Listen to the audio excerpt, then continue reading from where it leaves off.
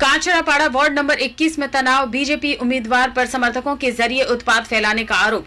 कांचरापाड़ा के ward number 21 में स्थानीय लोगों ने बीजेपी उम्मीदवार और उनके समर्थकों पर गंभीर आरोप लगाए हैं। निवासियों का कहना है कि बीते कुछ दिनों से देर रात बाइक सवार कार्यकर्ता इलाके में घूमते हैं, तेज आवाज में हंगामा करते हैं और लोगों को परेशान करते हैं। स्थानीय लोगों के अनुसार रात के समय अचानक कई बाइक एक साथ इलाके में आती है, जिससे डर का माहौल बन जाता है। महिलाएं और बुजुर्ग खास तौर पर असुरक्षित महसूस कर रहे हैं। आरोप है कि जो भी व्यक्ति इस तरह की हरकतों का विरोध करता है तो उसे निशाना बनाया जाता है और उसके साथ मारपीट तक की जाती है।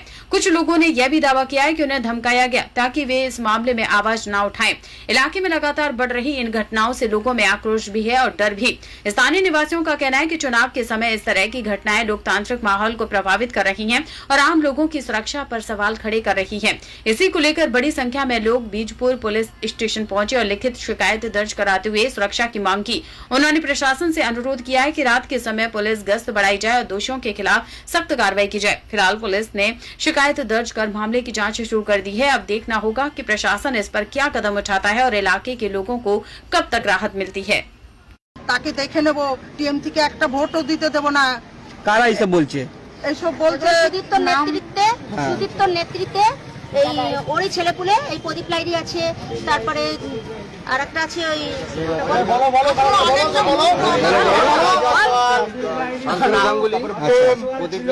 হ্যাঁ এদিকে সুপু আছে, ভাই আছে, প্রেম আছে।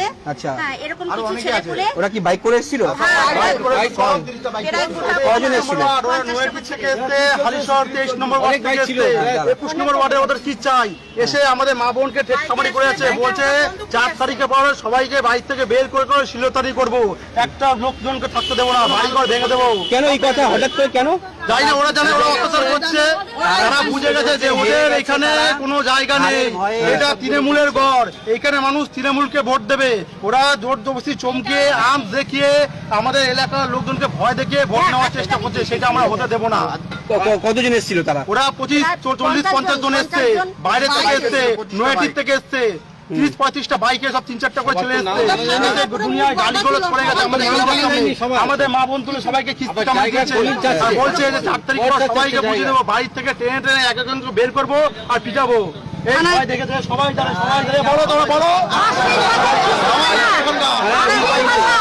মা বোন তুলে খিস্তি করছে, মা বোন ছেলেদের মা বোন তুলে খিস্তি করছে। টিএমসি গুছিয়ে দেবো আমাদের বিচার আমরা চাই। আমরা 2019 সালে দেখেছি বাংলার মানুষ বিজেপিকে ভোট দিয়েছিল, তারা কটা সিটে ভালো মানে সাফল্য হয়েছিল। তারপর যে অত্যাচার সারা পশ্চিমবাংলা তথা ব্যারাকপুর জুড়ে হয়েছিল, তারপর সেই 14ই জুন সুবোধ অধিকারীর হাতে যখন বীজপুরের দায়িত্ব আসে, সে তখন থেকে সমগ্র বীজপুর সহ আমাদের 21 নম্বর শরৎপল্লী শান্তিতে আমরা বসবাস করছি। হঠাৎ করে যেই সুদীপ্ত বিধানসভার টিকিটটা পেল, অমনি আবার সেই অত্যাচার শুরু করে দিল। সে চাইছে এরকম অত্যাচার করে মানুষের ভোট নিতে, কিন্তু মানুষ এটা বুঝে গেছে অত্যাচার করে বিজেপি ভোট নিতে তারা কোনোদিনও জিততে পারবে। কারণ মানুষের অন্তরে মমতা ব্যানার্জি আছে, বীজপুরের মানুষের অন্তরে সুবোধ অধিকারী আছে, কাছড়াপাড়ার মানুষের অন্তরে কমল অধিকারী আছে। এরা ভালো করে জানে রেল অঞ্চলের মানুষ কে তৃণমূল কংগ্রেস সুবোধ অধিকারী অনেক সুযোগ সুবিধা করে দিয়েছে। এই অঞ্চলের মানুষকে যদি আটকে দিতে পারি এইসব হুমকি ধুমকি চমকে, তাহলে এই অঞ্চলের ভোটগুলো আটকে দিতে পারলে তাহলে তাদের বিজেপিতে ভোট করবে। তারা ভাবছে জিতে, কিন্তু তারা মূর্খের স্বর্গে বাস করছে, এটা জানে না। বীজপুরের মানুষ সিদ্ধান্ত নিয়ে নিয়েছে, তারা 29 তারিখ সকাল সকাল গিয়ে 5 নম্বর বোতাম টিপে ঘাসের ওপর জোড়া ফুল চিহ্নে ভোট দিয়ে পুনরায় সুবোধ অধিকারীকে বিপুল ভোটে জয়যুক্ত করবে।